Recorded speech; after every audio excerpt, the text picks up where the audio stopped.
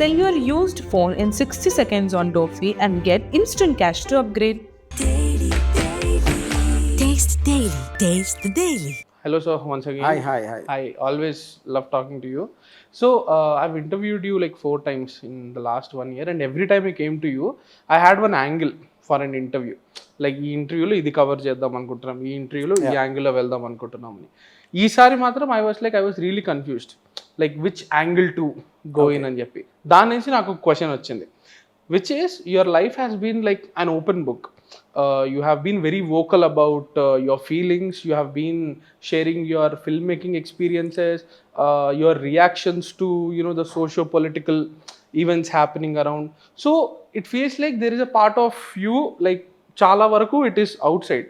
I wanted to know, is there at least that one page of your life that you are not sharing with the world deliberately? Is there that one page that RGV doesn't show to the world? Not really, because see, I'm only thing I might keep to myself is when someone else's privacy is in question. Whatever to do with me, I am just absolutely unplugged. Absolutely, I don't keep anything to me. Okay. Yeah. So there is no your life is an open book. Yes. And you are like completely okay with I have no problem. Because see, there is no reason for me to hide anything, because I'm so open about my tastes and the way I live and everything. Yeah. Okay. So you have a new film coming up, Sorry.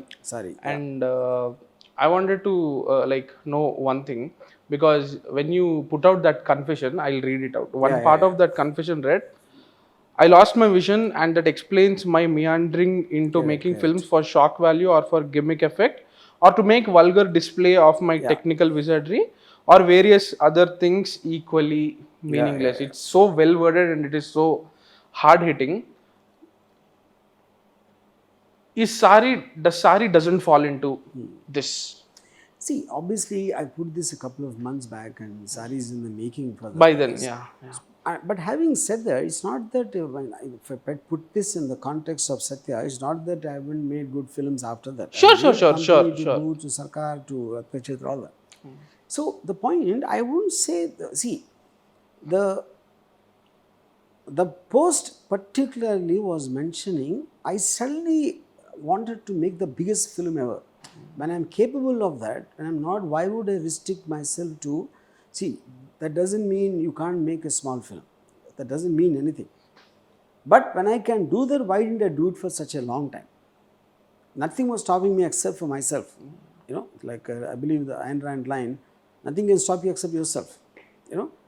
But to go back to that post, it took me by surprise that what a good film Satya is.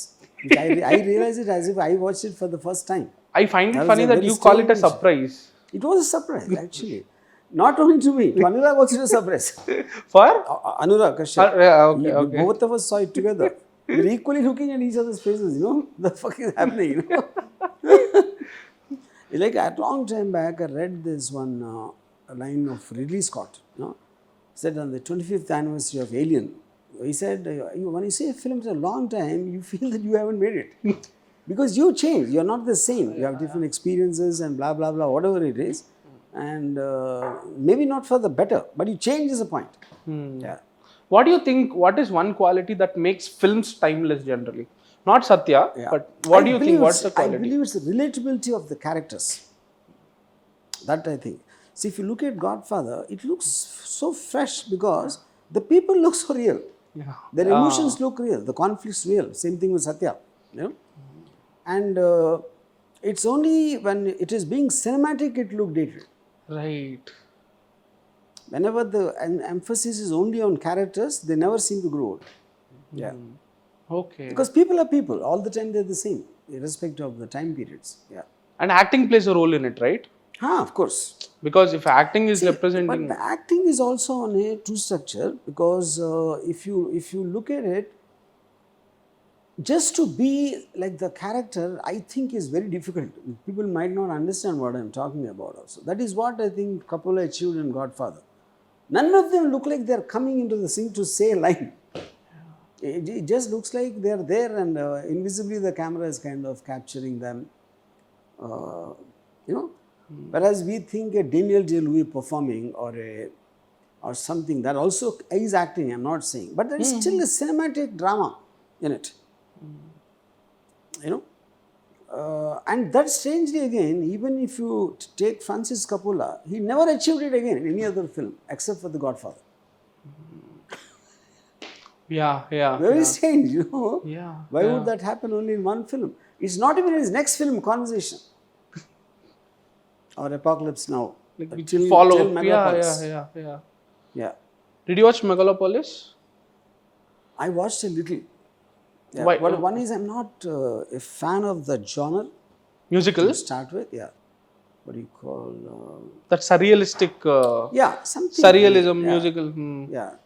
Okay. Yeah. But why do you? Sci-fi, huh?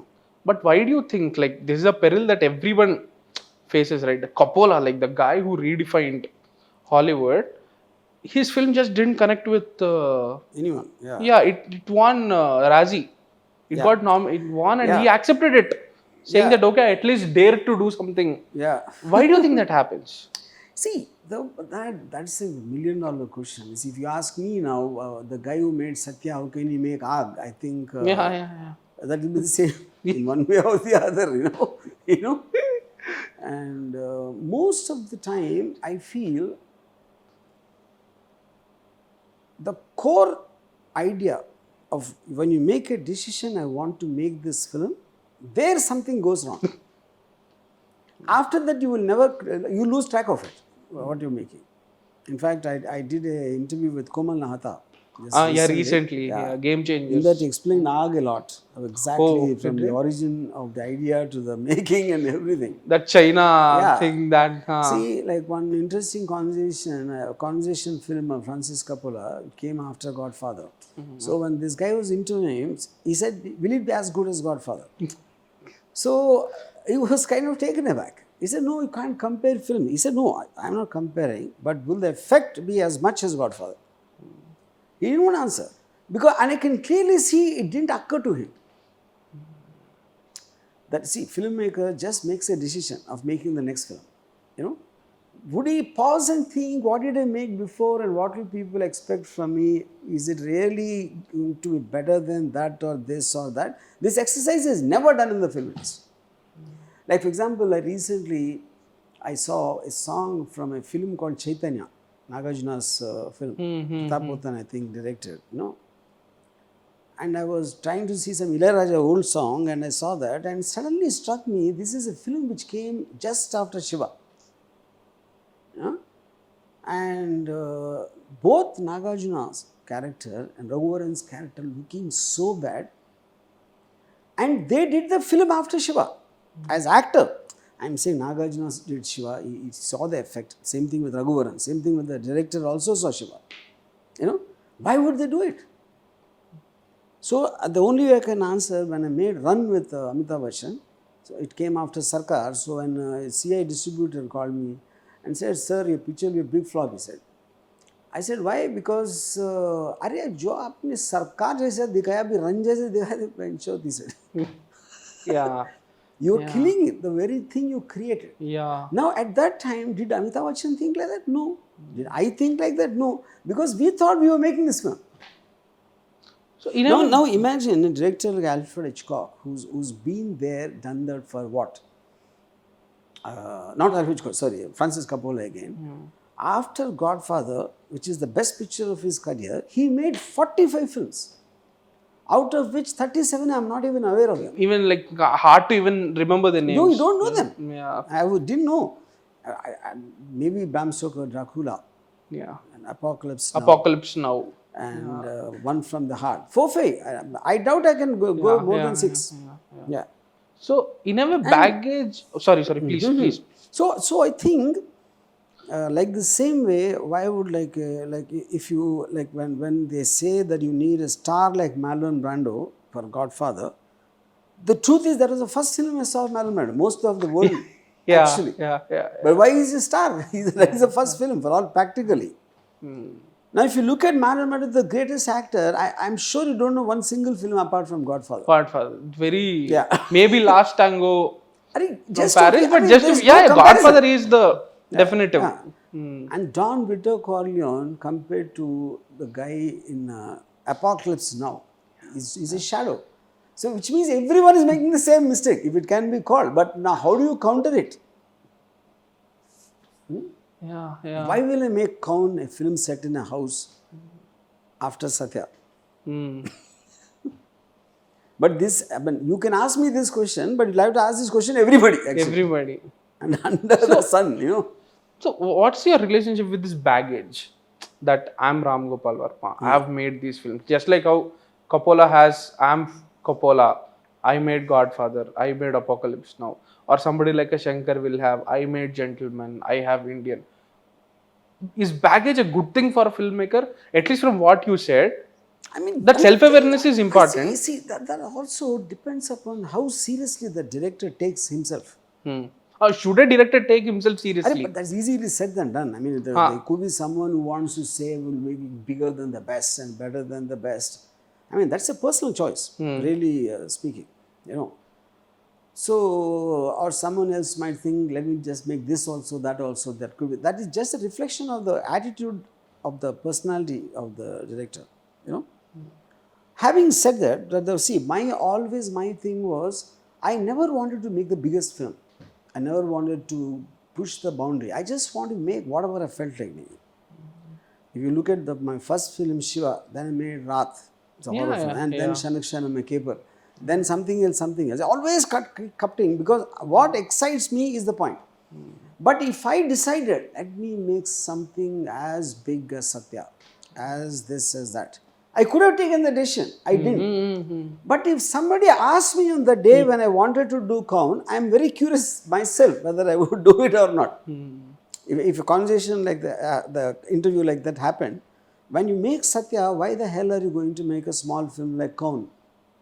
You are spending the same time and mental energy. You might as well aim for something more Bigger. You know, no one asked me. I didn't ask myself also. What exactly do you mean by bigger? See, big I think is not about budget. Big is not about it's an idea. See, for example, if I describe the idea of Satya, see, we always hear about crime, the crime world, gangsters, you know.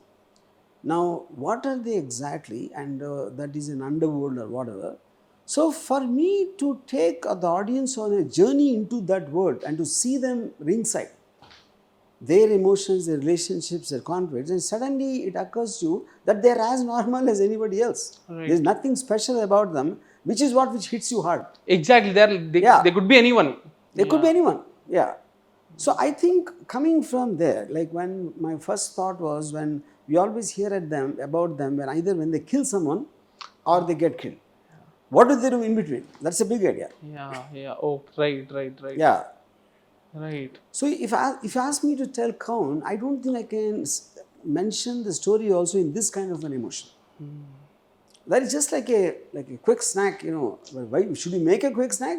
You can, but you also can attempt something as big as that. Big I don't mean in budgets. The central thought has to be something very hard hitting. Yeah. And where do you get these thoughts from? From reality, from the world around you. Yeah, always. I find that very interesting because I find not a love story, which is the most low budget from a news article, but right? that also for me is a big idea. To see the mind states of people who kill someone and then they have to spend that time in the body is a big idea. My God, that's a scary idea. And from what you said, I find this very interesting that, okay, we hear about people when something dramatic happens, when something sensational happens, but what happens between those events? Like you look at news articles, I think newspapers have some of the most grotesque and most tragic and violent things that you can ever come across. For us, they feel like they're just news articles, but for people involved, they are like life-changing events. I mean, see, you can sum it up in just one line, but what happens inside, you can't what led to imagine. that? Yeah. And And again, when you were talking about confession, you said one about Syndicate. You used one line which is Syndicate will be a very scary film, not due to any supernatural elements, but because it will scarily expose what horrors human beings can do. Yeah. What horrors human beings can do is an angle that you have Correct. explored multiple times through multiple stories. Like how? Just give an idea. Not a love story. Oh, like that. So what exactly do you mean by this I one? think there is a little difference. You see, not a love story is a passion crime, which probably they did not intend something like that to happen. See, when a body is cut to pieces, the newspapers report it as a horrific and this. The reason they do that is because they don't know what to do with the body. It's out of fear. That's not horror. Okay. And the actual violence is happening in the throw of an emotion, uncontrollable anger or rage is when the action happened. Later, in fear of getting caught, in that panic and not knowing what to do with the body, to dispose it, that happens. No, that is horror for the audience actually. But if you are in that position, probably you would do the same. But when I say what horror people are capable of, for a certain achievement, achieving a certain goal, if you disregard human life absolutely with no emotion, that for me is horror. With full consciousness. With full consciousness. And deliberately thought out and for an end goal. Syndicate is about that. Okay. Yeah. But either way, you still have explored grey characters, like dark. Your films have featured some of the most cruel villains, right? Like somebody like a Bukka Reddy from Rakta Charitra. He kind of fits in what you are saying. Like he is absolutely. I think there's a difference. See, Bukka Reddy is like an animal. It's like his arrogance and his strength and his power. What he has, he doesn't have the, what do you call, fear of consequences. No. Fear. I won't say fear. I don't think he feels the emotions of others who is killing. It's like a tiger when he's looking at a deer to kill. It doesn't really think about the deer as life and deer as a cub. It also has pain. It just locks on because the satisfying its hunger is of the prime thing and everything else does. So if Bukka Reddy wants to rape a girl, he never will think of the girl, what happens to her and all that. Disregard is there. See, that is different. Okay. But a person highly intelligent and conscious of his actions and he can organize it. Okay. Now I get it. Yeah. So it's not just the violence, but the mindset that is triggering that. If you look at the 9/11 operation. Which one? 9/11. 9/11. Okay. Osama bin Laden sitting in a cave and plotting the thing of to hijack the planes and to hit, and maximum people will be there and blah blah blah. That for me is horror. Right. Because a highly conscious thought process happening there. In order to ensure the maximum horror. Yeah. So the task is to kill as many number of people as possible. That is the whole point. Right. And then you're engineering it. And you're designing it in so many ways. Yeah. Okay. Now, when you talk about violence and when you talk about destruction and all these things, there is a conversation going on about how much violence can we portray on screen, and especially when you talk about something like sexual violence. I'm not indicating that Sari has it, but in a way where women are being ill-treated, where women are being coerced, all these things. Is there a sensible way to show that? Because you take something like a Maharaja, there was a lot of discussion about sexual violence being used for the sake of exalting the hero. Okay, Ammaini, you are doing this, and then the hero is coming and extracting the revenge. So you are using it merely as a prop or a tool to elevate the hero. That is a constant criticism that many films get. How do you look at? To start with, I am not very sure anyone, neither you nor me, has a right to say how much is too much. To start with, that there is eventually an expression of individual filmmaker, and it belongs to the people who wish to see or whatever they feel. It's an individual opinion. I would like to think of, I like my violence to be very subtle. I very rarely show blood actually, but people feel it's very violent. So then if I amp up the violence, would it work better? Even I don't know. So I only do it to my sensibility, what seems to have worked for me as a film viewer. But the Marco level of violence is something I can't take. You can't take it. I can't. Okay. No, but there are enough people to take it. So I think coming back to the question, I don't know if anyone has a right to say that. I can say I don't see such violence. But whether there should be a cap on that, that is not for me to say. Yeah. Do films disturb you? Yeah, they do. I mean, they move me. I mean, disturb I don't know is the right word. Yeah, I remember the first film which ever disturbed me was Irreversible. Irreversible. Yeah. Oh, that must have been quite late in your life. Yeah, like quite in your late, 40s but or I remember the first film which really gave me that was Irreversible. Yeah. Okay. Yeah. What did it do? I know the entire rape sequence and all that. I was fidgeting when I was watching it, just like I was getting angry that I was watching the film. No film ever made me feel like that. Okay. Yeah. And they apparently used one level of sound also to make the viewer feel correct. Uncomfortable. Yeah. Okay, I'm surprised that. Is there anything else that like moved you? Do films like make you emotional? Yeah, many times. My other problem with these days is because I'm so much into the crafting, I can't concentrate on the film. Exactly. There's another, for example, you take Substance. I was blown away with the film. But all the time looking at the craft. And same thing happened to me with this Adolescence. Oh, you watched Adolescence? Yeah. I wanted to ask you. Yeah. What did you think? Yeah, see, I was all the time zapped with how the fuck the camera is moving. Yeah. So I was very difficult for me to get into the film only. I have to watch it again. Okay. That's a very good thing when it makes a filmmaker feel that way.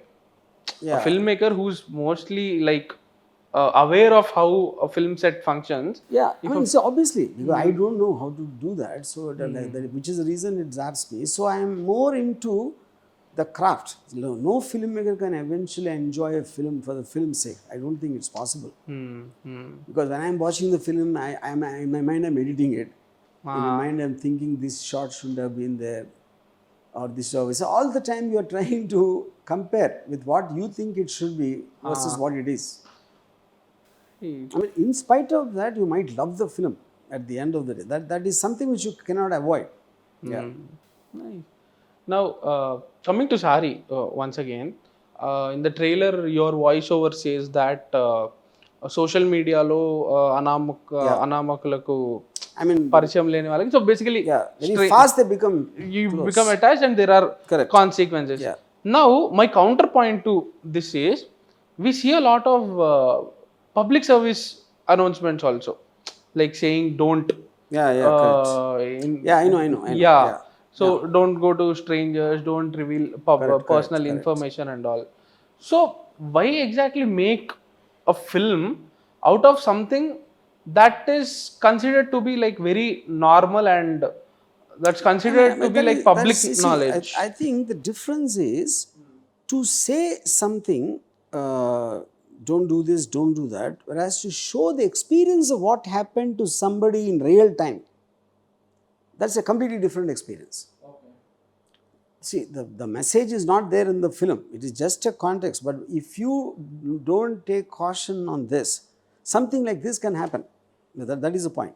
So, you always said that you were not really scared while making any film. Okay, because you're just doing what you wanted to do. But now that you have like a vision with Syndicate, that you want to make a big film, you want to, in your words, wash those sins away. Can we say that you are in a way feeling a bit scared about whether you will be able to achieve it or not? Scared? I don't think so. Absolutely. Not. I'm so confident suddenly. Because I really believe that I know about cinema more than anyone else. I truly believe that. Because of that, I'm feeling confidence. The only thing I let out is not putting that intention through to that. Okay. So the rest only time will tell. Only time will tell. Thank you so much. I'm sure you need to rush to a meeting. Yeah, correct. So next time we'll catch up for a longer. Yes. Sell your used phone in 60 seconds on Dofi and get instant cash to upgrade. Taste the Daily.